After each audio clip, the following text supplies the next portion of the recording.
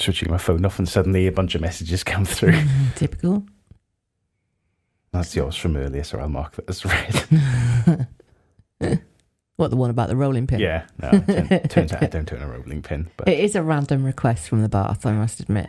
You could have thought anything. That's why I cautiously asked from outside the door. Does it have to be a rolling pin? Why? What have you got planned in the bath there? My back hurts. Oh. What the fuck is that? It's Sorry, I'm switching my phone off. No one ever rings you. I know. Withheld number. I've been having loads. I've been sending them to the voicemail, but nobody just leaves a message. Oh, that's always super helpful. You know, when you get a withheld number and no message. They've been ringing shitloads. How bizarre. Surely the second time it's okay if I need to get hold of you that much. Because that like 6 calls. Yeah.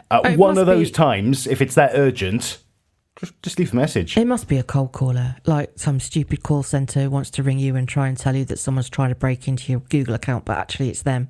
Sometimes I've seen numbers where it's been a mobile. I've answered those ones. Right. Where it's, okay, it could be legit, but then if I press answer, I don't say anything for a second just to see, is it silent on the other end? Yeah, I do that as well. You know those like telephone bots things that come through? Like you can pick up the phone and not say anything, and their like little robot voice won't kick in until you say something. So if you hold the phone in your hand silently for 10 minutes, it just costs them 10 minutes worth of phone call. Or I thought, well, if somebody is there, see how long they stay on the phone for whilst they're just hearing office noises in the background. Yeah, I did try to do an insurance job once. They rang the office at work. And I was so sick of telling people that they were ringing like a cancer ward or whatever. They weren't ringing a cancer ward, but they were still ringing a hospital phone number. That I kept some guy on the phone for like 10 minutes. I told him I'd had a car crash. I'd lost both my legs. I'd lost the use of one of my arms. I can't remember what else. Everyone in the office was absolutely pissing themselves. He must have been on the phone for 10 minutes before he realised I was winding him up. It's time he's not scamming someone else. Well, yeah, exactly. He did someone else a favour. But who do you think is ringing you? Any ideas? No idea. Yeah, it's always withheld number. It's not even like a geographic number or from Mystery Mobile or something, but just withheld. Weird. Just leave a message. This is Lightly Used with Adam and Karen.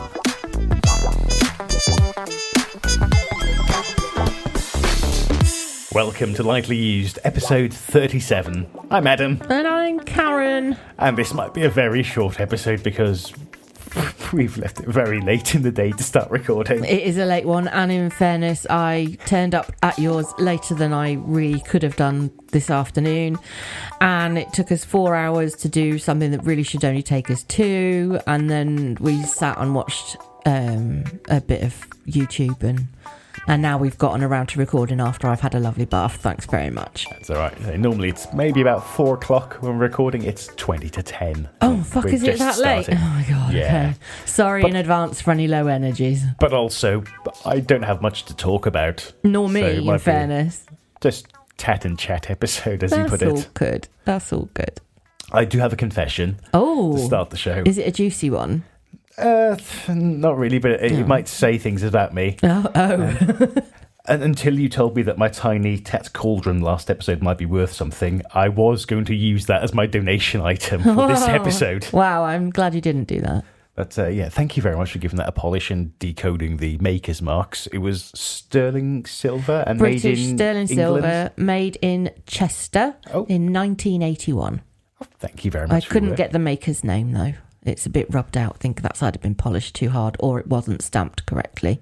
But more information than I had to start with. Yeah, 10 pence well invested. It must be worth a fiver on weight alone.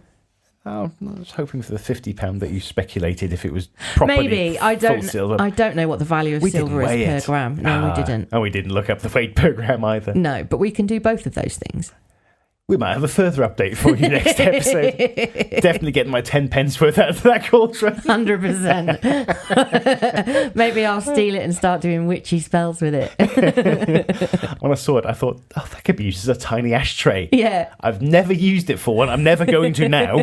Good. That's nicely polished on the shelf. A little bit of patina still on there. Yeah, just enough to look. I only made the little sort of like patch around where the hallmarks is just more legible. I haven't gotten rid of any of the patina, just a bit clearer to see. Just got rid of some of the dirt. Yeah, it just looks a little bit brighter on the shelf. Yeah. Overall, but yeah, I'm happy with that find. Yeah, you should be. Just a 10p piece of Tat.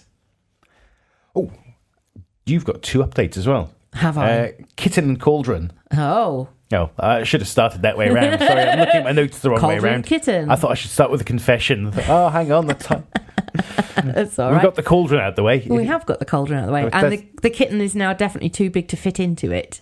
I think it was from the start. Yeah, it probably was. The Kitten and Cauldron does sound like a shit knockoff Harry Potter theme pub. It does a bit.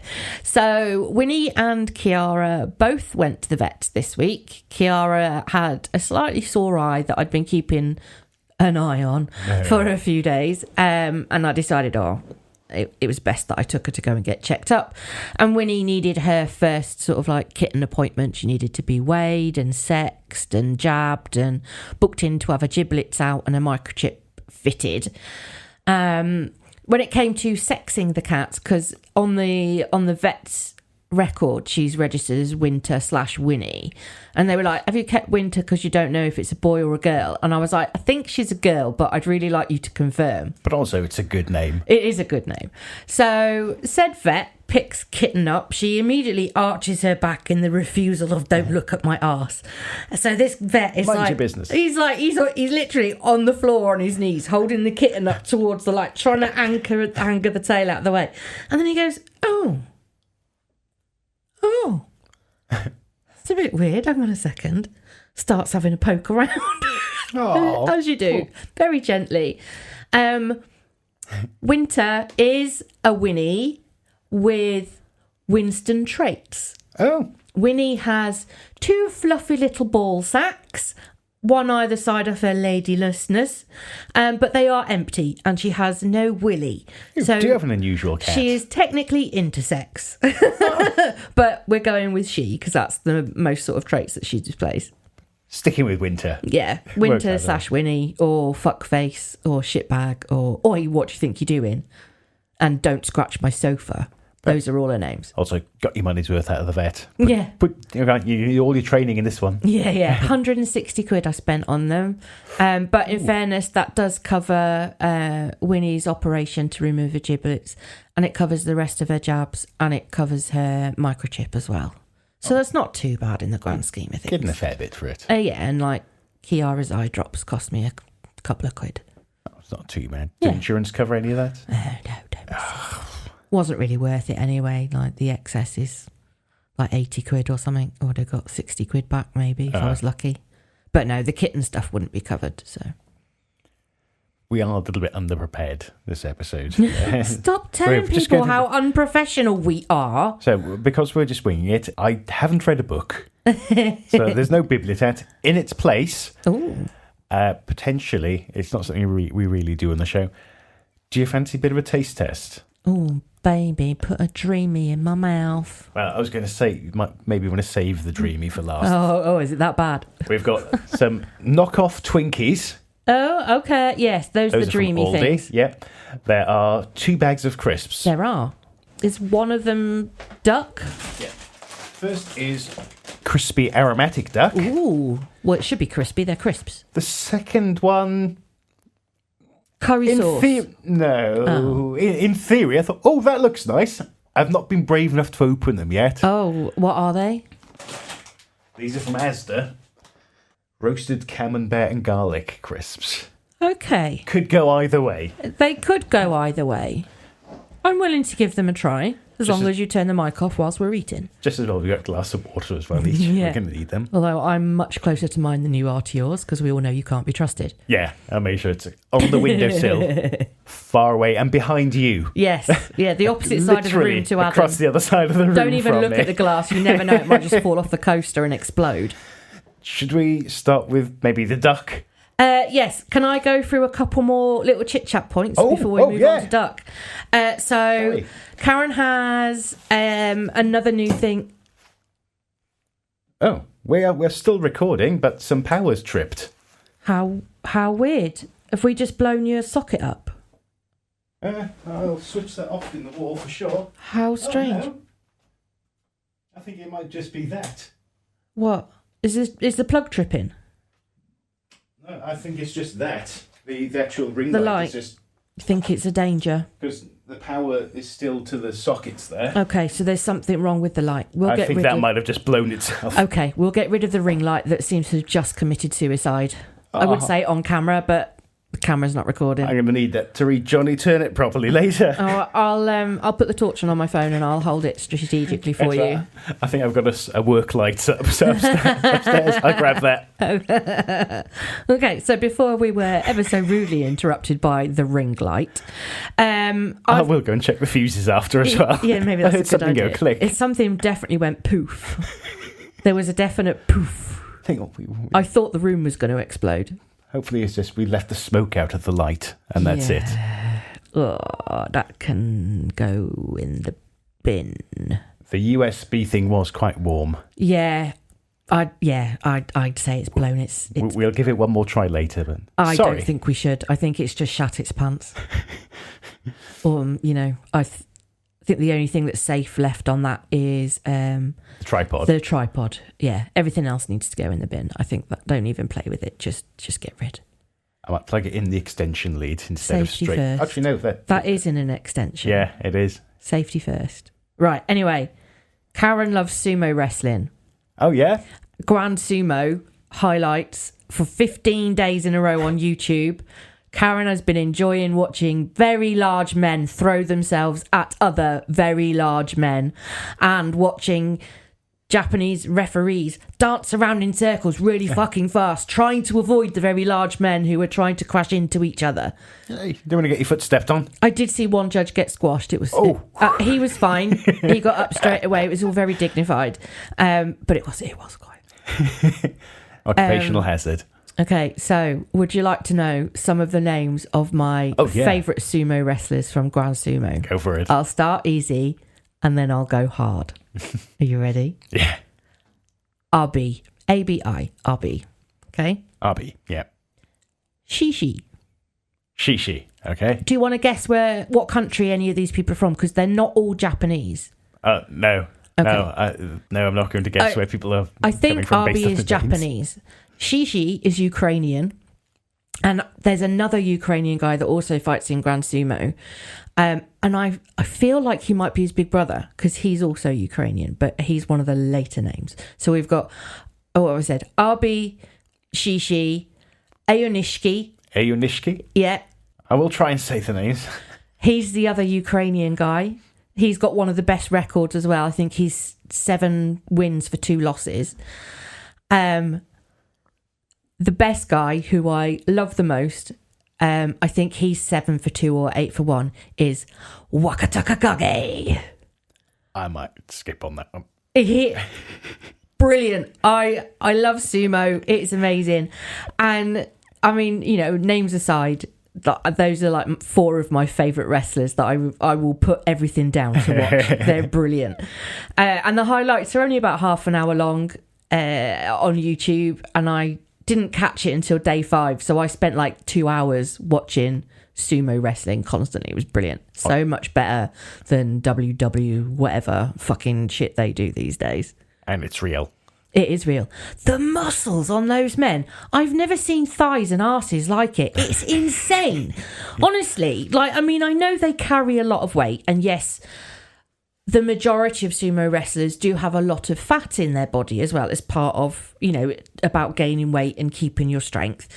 But underneath... Not going to be much of a sumo wrestler otherwise. Yeah, underneath, the insulation, they are built like fucking brick shit houses. There's one guy, he's a newbie in the Grand Sumo. He's just come up to that league, and he is pure muscle. I don't think there's an ounce of fat on him. And he comes up to the edge and he does his over shoulder hunch to the crowd, and everyone's like, whoa! He's really short, he's pure muscle, and he is fucking hard as nails, and he's brilliant to watch. I can't remember his name, very sorry guy.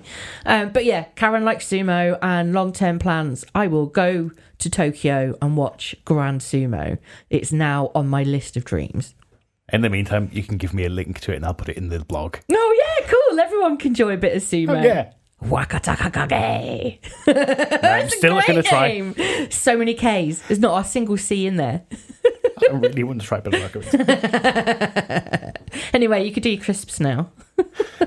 I'm not sure if I want to.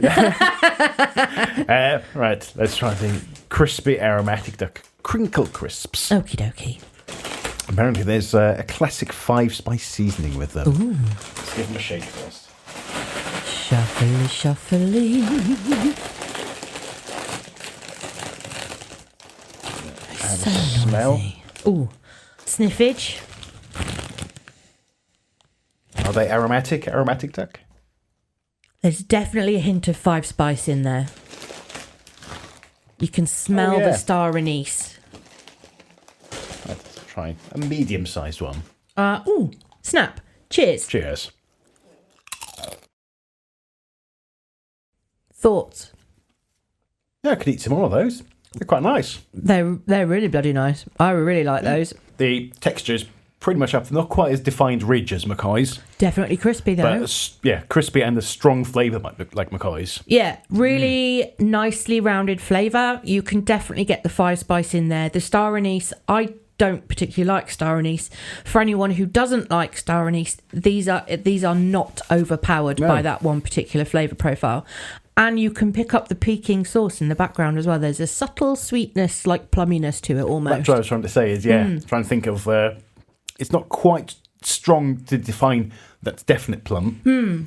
Like you would if you had the takeaway and got the dip for your pancakes. You can go, yep, I can slather that on. Yeah, just the vaguest hint there just to accentuate it. Yeah, I rate those. They're good. Very decent. I'm going to have a drink, and we'll try the roasted camembert and garlic crisps. We are going to stink after. Paired with British potatoes. British. By Asda. Well done, Asda, and your British potatoes. Wow. I haven't been offered any voiceover jobs yet. And these are from their exceptional range. Ooh.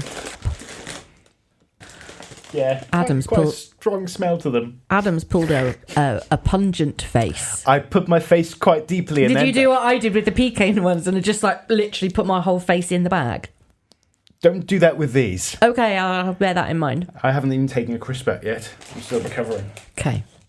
I'm pretty sure I can smell them from here. You probably can. And they're a good foot away from my nose. Hang on a second. Was that what you could smell? That was what I could smell. I can smell roasted garlic. It's the cheese that I was getting more of a whiff of than the garlic.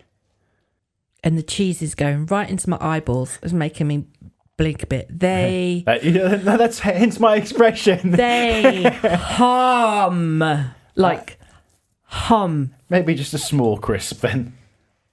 Right, hang on, let me No, I'm gonna pick a decent a reasonable a reasonable size crisp. Look on the back of that, it's got a decent bit of coating on that. Oh yeah, but there is a hole as well though, so I'm not eating as much crisp as I could. If you're taking I'll take one that's folded over. So I just hit my mic then, sorry. Decent bit on there too. Okay. I'm not gonna... Wish us luck. Bottoms up.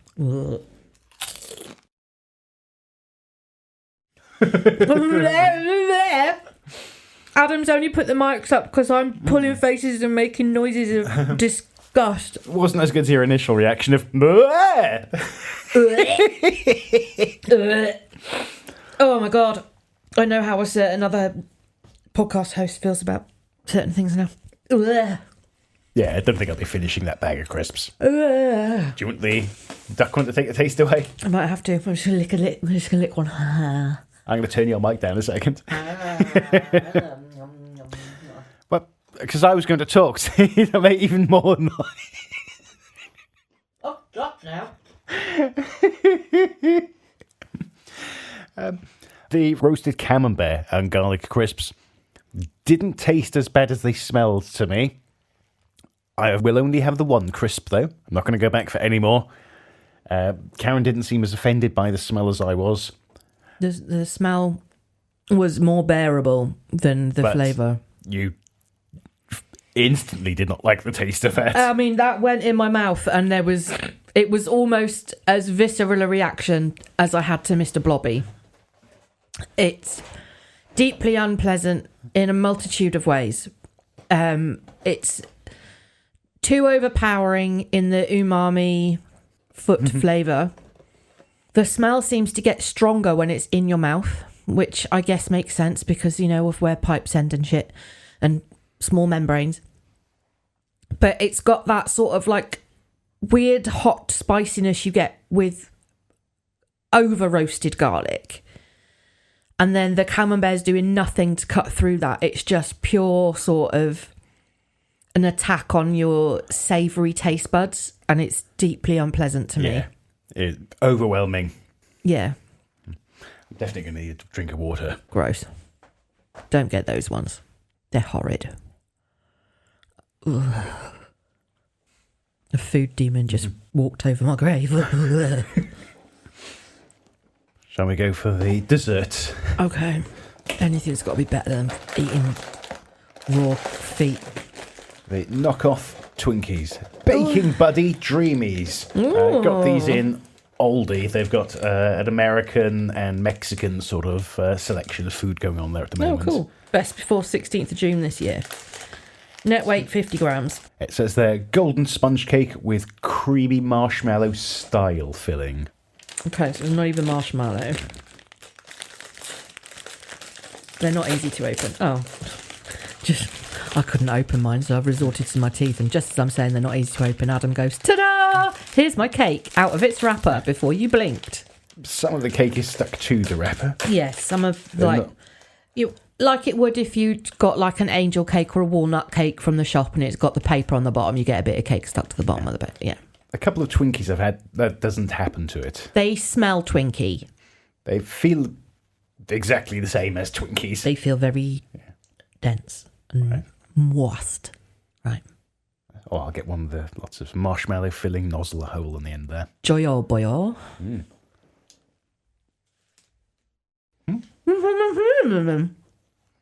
So there's marshmallow in them.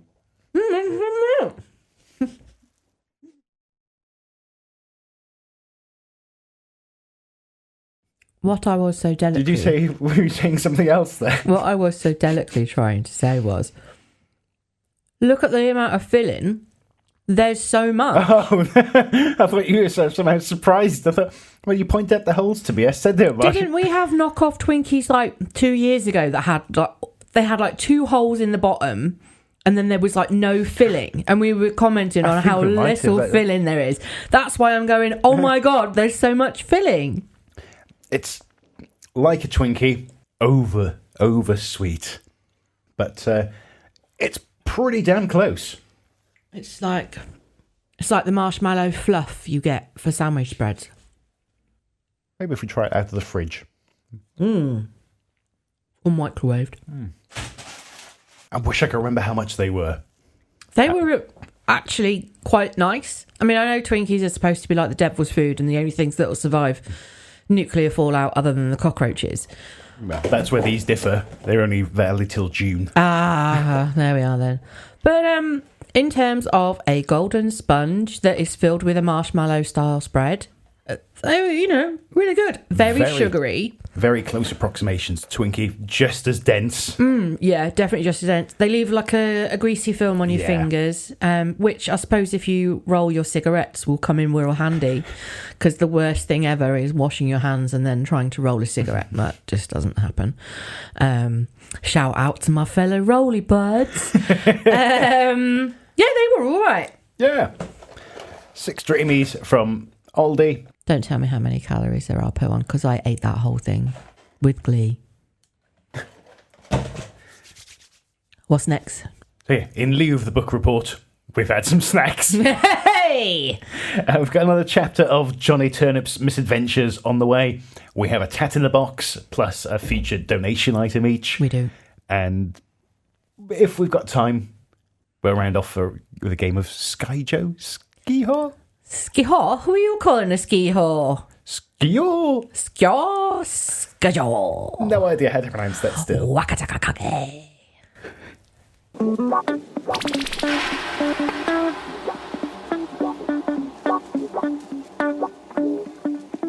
It's time for another instalment of Lightly Used News. Abergavenny man claims he can prove mermaids exist. Oh, nice. By Tim Butters at the Abergavenny Chronicle on Monday the 9th of September 2024. For centuries, stories of half-fish, half-female creatures splashing around in the sea have haunted sailors and captured the imaginations of children everywhere. Yet, much like fairies, vampires and aliens, no one has been able to prove mermaids exist. Until perhaps now. Semi-professional paranormal investigator Johnny Turnip has made the audacious claim that not only will he prove mermaids are real, but he intends to capture one and make it cry in a bid to save Mother Earth from an extinction-level event. It all began at this year's Green Man Festival when I experienced an out-of-body experience and took a trip to the astral realms, explained Turnip. It was the strangest thing. One minute I was sitting drinking with the boys. The next minute, my mind was yanked like a disobedient dog on a chain to another dimension. It was like travelling at great speed through a psychedelic tunnel. To be honest, it reminded me a lot of the intro to a TV show I used to watch when I was a kid called Jamie and His Magic Torch. Great show. We mentioned that the other day, didn't we? I'm sure we did. Absolutely fucking banging theme tune. Yeah, did have the best one. After what seemed like an eternity, but in hindsight was probably only a few seconds, I found myself suddenly walking on a beach under a night sky that was absolutely loaded with stars of all shapes and colours. It was a bit like that painting by Van Gogh, but even more psychedelic. He wouldn't have cut his ear off if he could see what I saw, I could tell you. Turnip added, after wandering alone for a bit and thinking about going for a skinny dip in the water because I was getting a bit bored, things started to get a little weird when Elsa from Frozen was walking towards me. She was grinning a bit too manic for my liking and singing Let It Go. However, when she was about 6 feet away, Elsa turned into Mary Poppins, who in turn began singing A Spoonful of Sugar. She came closer and closer until at the last minute, she turned into the White Witch from Narnia, got right in my face and said, "Fancy a Turkish delight, Turnip?" "Keep your truffles for lesser men and tell me who the hell you are, woman," I snarled. "Woman!" she exclaimed with an amused look on her face, the features of which kept changing between the 3 Hollywood witches. "I am no mere woman. I am Gaia, the triple goddess, who is the maiden, mother and crone. Your lack of respect amuses me, little root vegetable." "Laugh it up, lady," I said, "but I'm a busy man.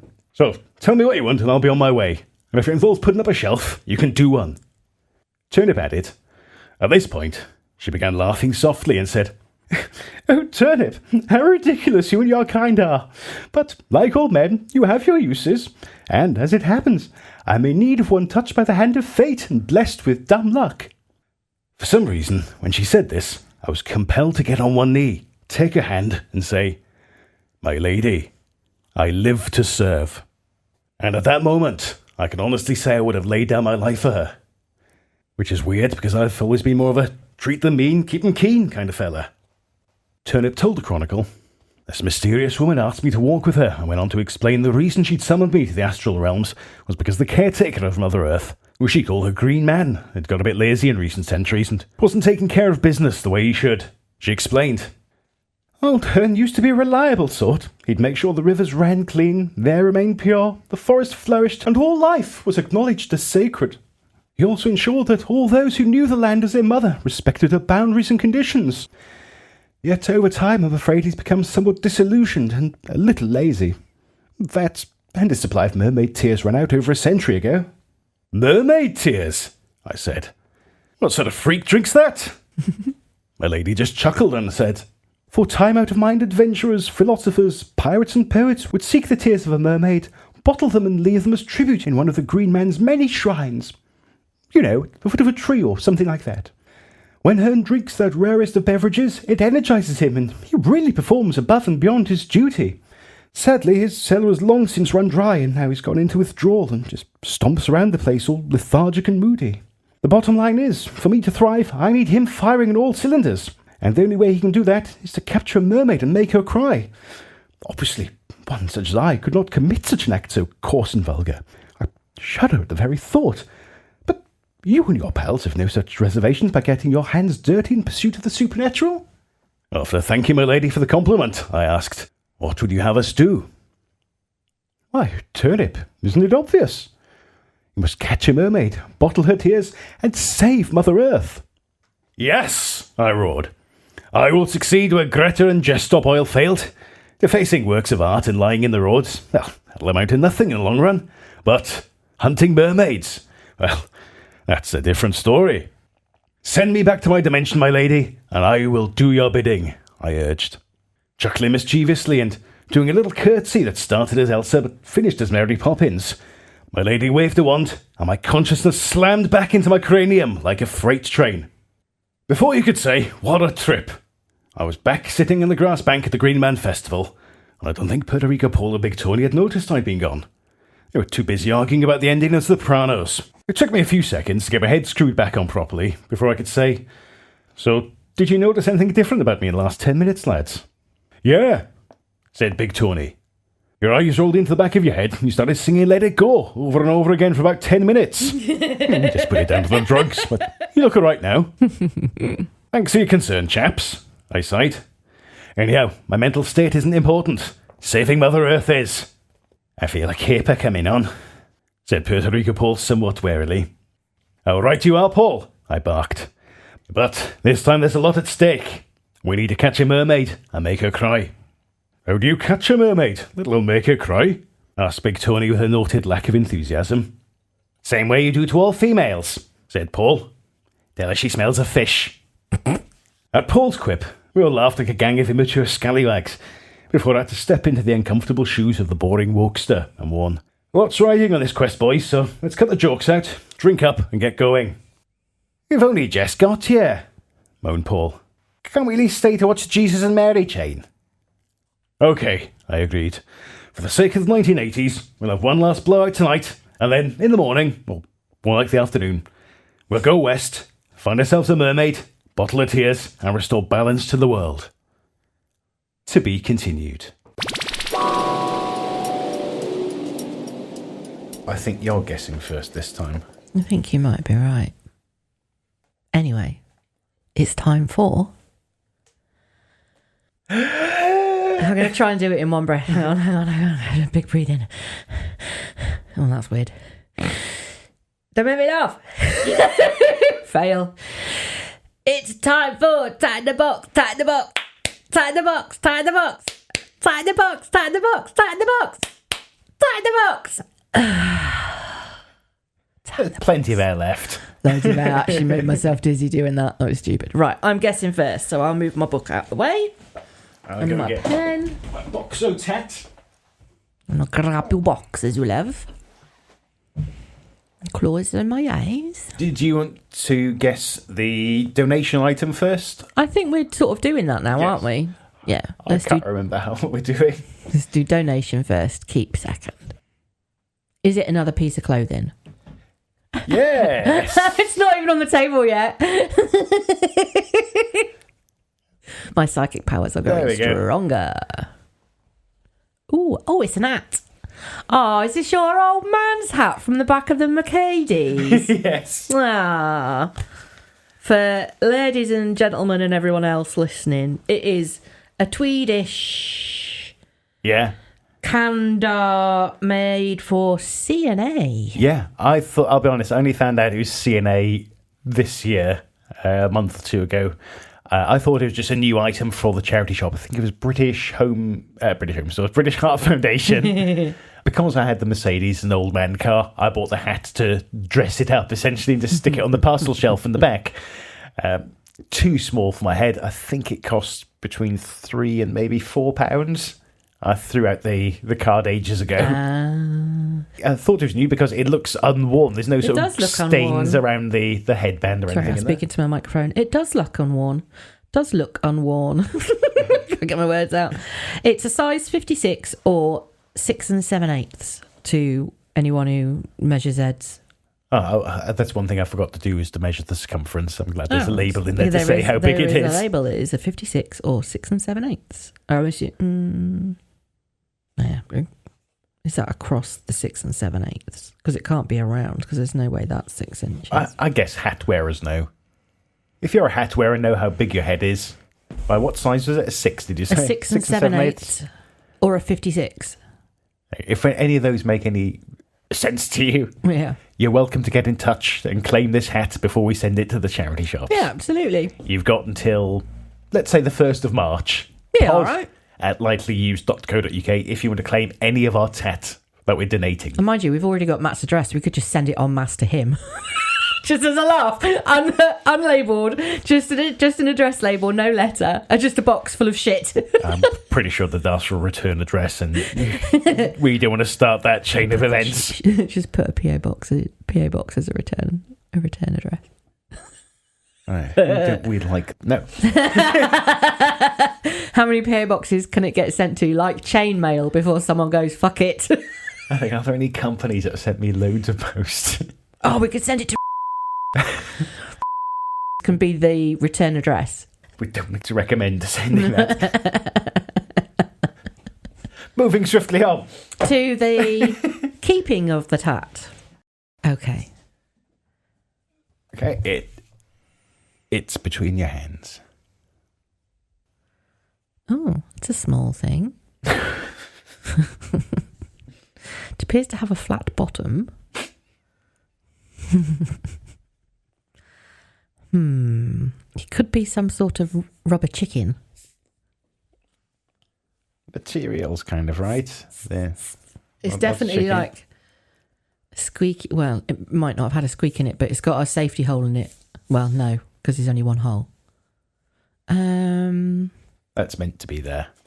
What, the hole? That feels like it's a design feature, the hole. That could be an arm. That could be an arm, which makes those hands. It's not a safety feature. It's that could part be of the purpose of it. A golf club? Was it a squeaky thing? Or is it to fire water at? Like a bath toy. There we go. Is it like, I don't know, like a... It's a wrong shape. You're right with the water squirter. It could be an M&M holding like, I don't know... some golf clubs or something? A super soaker? No, it's an animal. It's an animal. Or part of the head shape of one. The head. Otherwise, I'll give it to you from the water squirter. But so that's not ears. No, that's a protrusion of some sort. Yeah.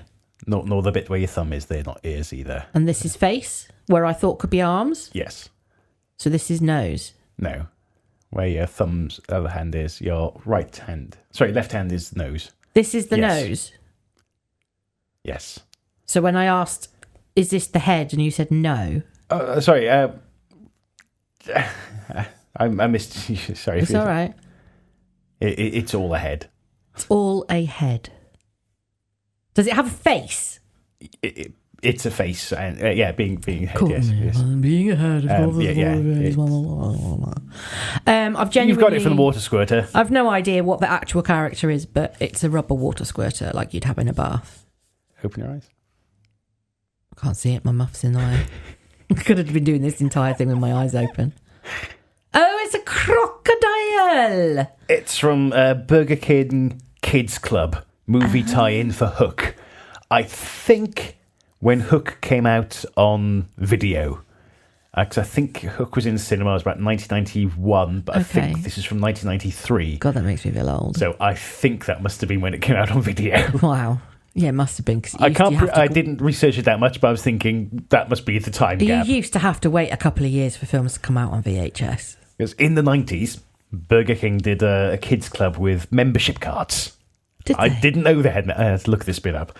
It was a fandom site that said they had magazines, calendars, and a card, and also a free meal on your birthday. But my dad used to get, through his work, he used to get luncheon vouchers in the 90s. Cool.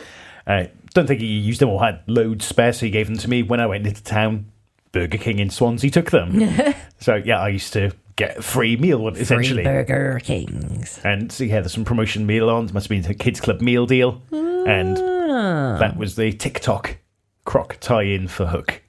Very cool. There is a Captain Hook water squirter. There was, I think it fits into a plastic ring. And I think you're meant to wear it on your hand. Oh. Really bulky. And like a weird protrusion. It's so awkward. It was really uncomfortable to wear. See how it didn't catch on. So that's why I just took it off. I'll just aim it and squirt to people. Let's use it as a water squirter. It's very cool. That didn't sound very convincing. I don't remember if McDonald's took luncheon vouchers. I only remember using them in Burger King. But yeah, 1993, Burger King Kids Club Hook tie-in. Very nice. piece of tat. It definitely. He's cool though. And I think they go for, well, some people have been asking anywhere between a couple of quid up to 5-6 quid on eBay for them, but... In their packets? I don't think I've seen those for Captain Hook ones. I can't remember if they had the packet, but they did have the ring. I've not seen a TikTok one on there. Oh. Otherwise, I would have just donated this, but... Fair enough. Then Yeah, I can't see them. I'll keep it. Yeah, absolutely. That makes it rare. I know what I've got. Oh, yeah, of course. It's rare because no one sells it. Yeah. How many Ford Focuses do you see in a day? There. Find another. I couldn't. So it must be rare. I suppose that is the definition of rarity, not being able to pick up another one just as you like it. Okay, eyes closed. Eyes are closed, hands are out. Okay. On the table in front of you. Oh, it sounded quite large, and it feels quite large. Thank you.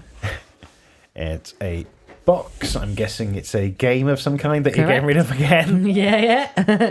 Or it might actually be sellotaped closed. Have a guess what the game is with the lid sellotaped on whilst I... do you want me to check? I'm guessing it's something from maybe the 80s, judging by the texture of the card, which is kind of... it feels like a fabric that's underlying the pressed card. Oh, I get what you mean. Yeah, there's a definite texture to it. Oh, no, the lid is not sellotaped I don't know. on. Hang on. You pull up, I'll pull down. There you go. Oh, there we go. It's off. All right, so we do have a board piece that's, again, that crosshatch sort of texture to it, again, which is a 70s sort of feel to it. It's folded in half. Indeed. One side is, I'm guessing this is the upside with Correct. the playing face, which Yes. feels a bit more glossy. It's about a foot and a bit in either direction, maybe, with 30 centimetres. Would be inclined to agree. Yeah. It's not too much 30 bigger than centimetres by 30 30 centimetres. centimetres. A square board. I will reach back into... Oh, have you got the... I've got the lid. There's the bottom. See if I can feel any pieces that might give away. Instant. Oh, it's a chessboard. Correct. I've got a pawn there. Oh, good for you. Oh, it looks like a bishop. Oh, no, it is a pawn. It's too small to be a bishop. Oh, yeah. Anyway, Who made this? This is Spears Games. Oh, yeah. Chess complete with stout board and plastic chessmen and rules. Avec règles du jeu. Met règles. Don't know. Can't read that. Chessman Empire made box and board made in England. J.W. Spear and Sons Limited, Enfield, Middlesex, England. Don't actually know when this was made. The box says 1545, but I'm pretty sure it's not that old. Anything on the base? No, nothing on the base. And I will admit to... Oh, there's a free elastic band in there. No rules. I will admit to winging it and grabbing this on the way out of the door as I came to you. This is not quite nice. Still a nice feel to Do the they feel injectioned nice? molded plastic. Oh, There's still a actually, bit of flashing on You're the quite side. right, because I was looking at it thinking, oh, this could have come out of a Christmas cracker. But they do feel quite nice. Yeah. And they've all got little felt... They've got felt bottoms, green felt bottoms, so they don't slide around on your board. Yeah, They're not heavy pieces, but they also don't feel cheap and nasty. they sort of feel a bit more modern than Bakelite plastic, but feels that sort of era with its lightness and sheen and texture to it. And the back of the board, it's a imitation leather sort of effect. Oh, is that what it is? I think I that- can see the texture. Yeah, I think that's meant to be leather grain sort of. Oh, like old Victorian writing table top sort of leather. All like what they do in dashboards in cars with the plastic elephant leather. hide. Yeah. Oh, is that what it's based on? Gross. Anyway, this was a freebie from Facebook, along with many of the other games that we've not gone through yet. And nobody I know either plays chess or likes playing chess, and I don't want to play it on my own, so in the donation box it goeth. I can remember how the pieces move, but I've never been good at chess. No. I think the last time I played chess was possibly 8 years ago. I like the description, complete with stout board. Yeah. It is a very sturdy and decent quality board. However, is it stout descriptive or stout as in that is the name of a chessboard? Oh, now you've got me. Okay, let's do a live Google. This is not something we normally do. Well, there's Does a chessboard have an official name? There's no year on there at all on the packaging. It must be descriptive because the AI of the Goog says, yes, the official and standard name for the playing surface in chess is simply the chessboard. All right, fuck you. So stout descriptive, not stout naming. But sadly, the rules have gone AWOL. Yeah, so, unless you know how to play chess, you're fucked, basically. Or I'll leave the lid off while I'll be taking photos of these. Oh, yeah, that's a good blog. idea.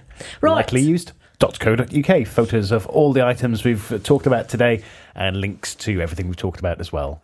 Indeed. One more to go. Close your eyes. Oh, yes. This is my keeping tat. Okay. And I will say it's in a box that gives nothing away whatsoever. And if you open it, you may not know. Okay. But it's on the table facing you. I don't even know what it's called. Let's see if I do know what it's called because it says it on the back of the box. Okay.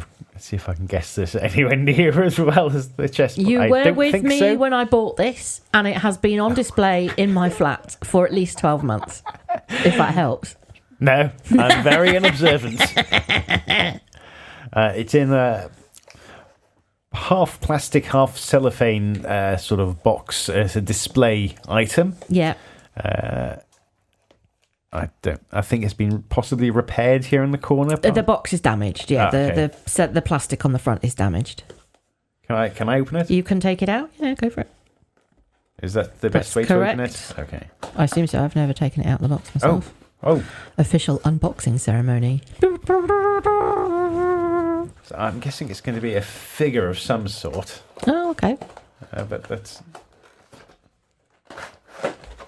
just because it's, again, I'm basing this purely on the style of the box. Because the thing is sat in a cradle inside the box. Oh, maybe it's not an action figure. No, it's not an action. Okay, it's going to be some sort of puzzle. Correct. And that was maybe just the display box to show you, this is what you're getting. And correct. Feel free to take it out of the box completely. I do not believe you can break it, and nothing is going to fall off it. Okay, I've got some very thin.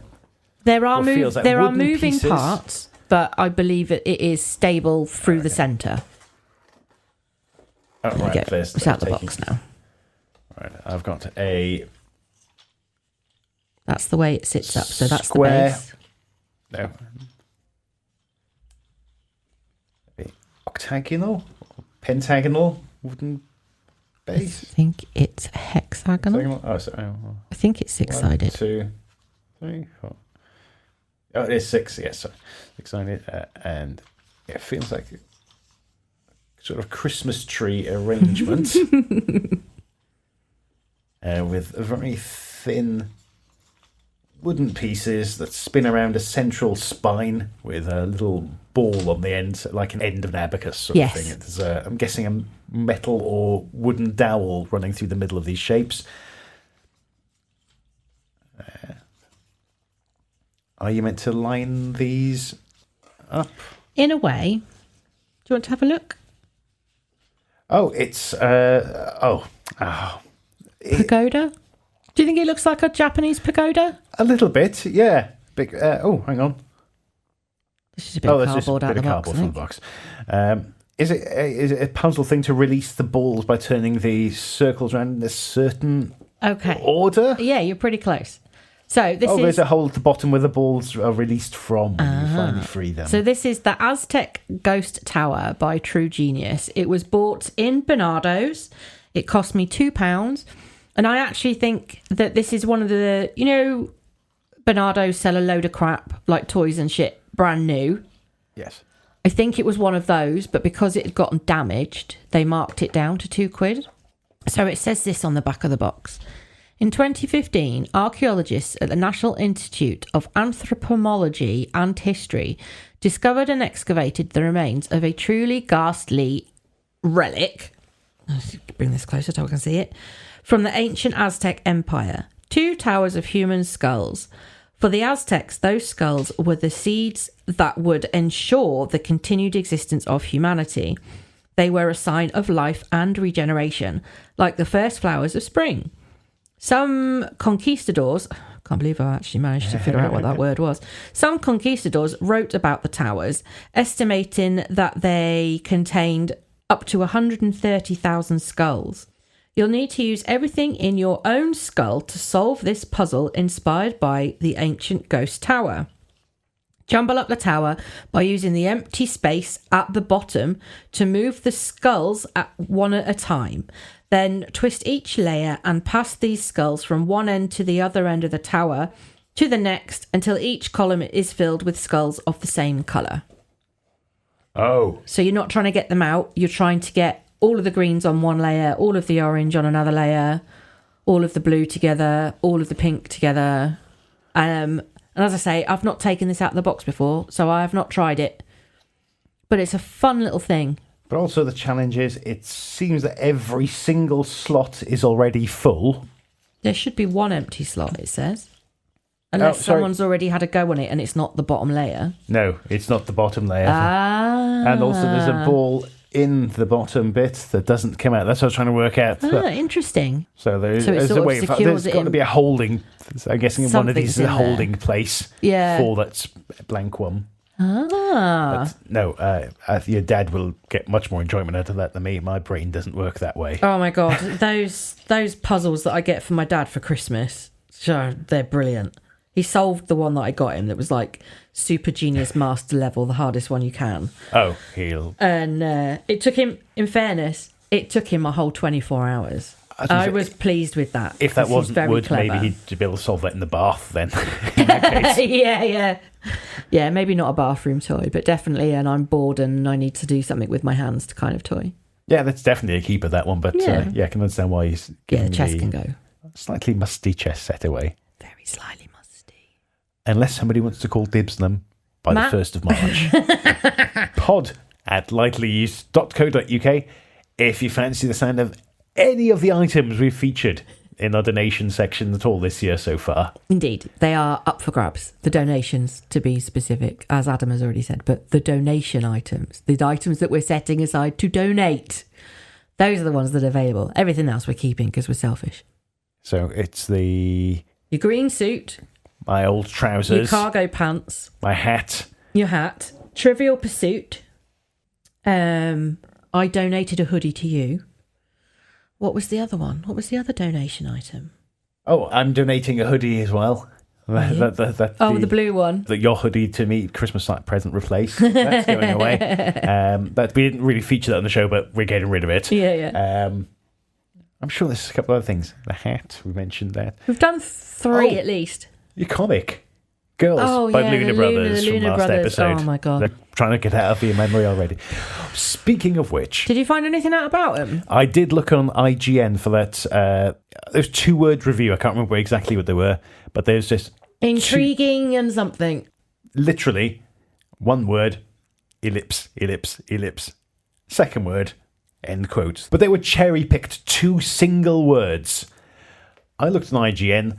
I couldn't find a review of the first episode, first issue. Oh, really? There was an interview with them about it coming out, and a little bit, it didn't want to give away much about the story at the time, other than pretty much the blurb on the back was pretty much all they gave away. They talked about some previous comic graphic novel they'd done called Ultra, and this is apparently the complete opposite of it.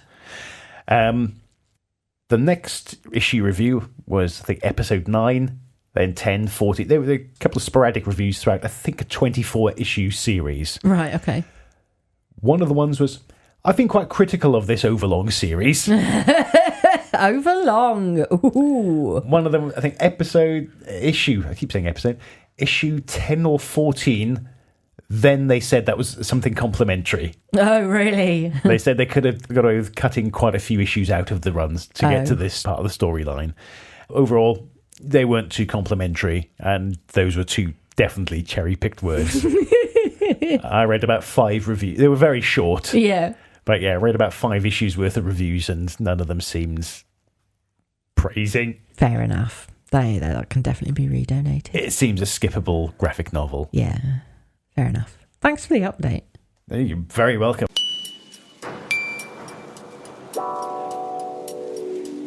I'm very sorry to your mum again that we didn't get round to playing Ski Horse, Sky Joe. She won't mind. Yeah. To be fair, what time is it now? I don't know. I don't even want to know. It's 20 past 11 now. Okay. It's bedtime. What time did we start? 9 o'clock-ish? Yeah. 20 to 10, something like that? Yeah. We've taken a piss-takingly long amount of time to record what will be very, very little by the time I've finished editing this.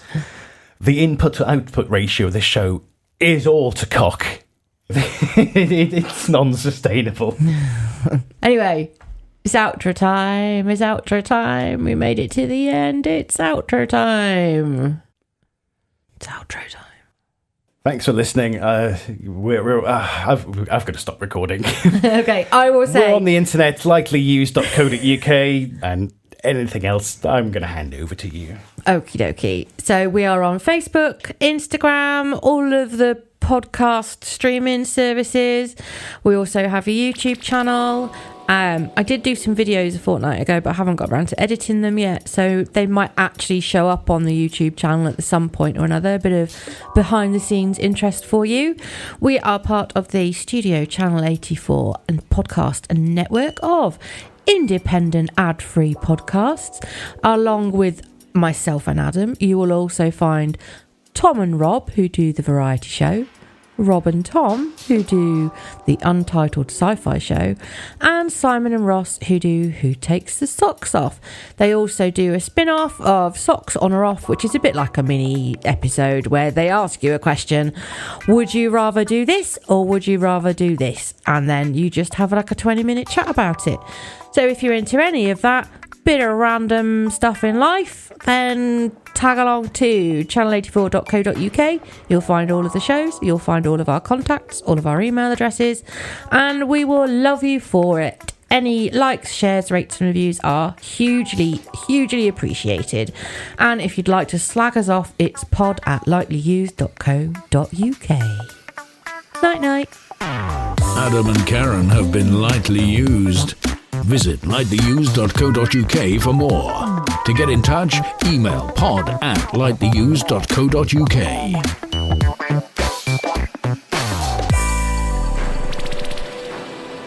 I'm no mere woman. No, fuck's sake.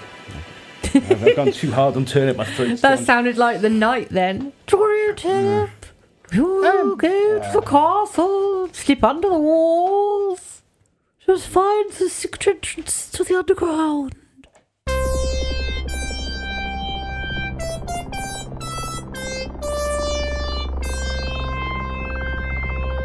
This was a Studio Channel 84 network show.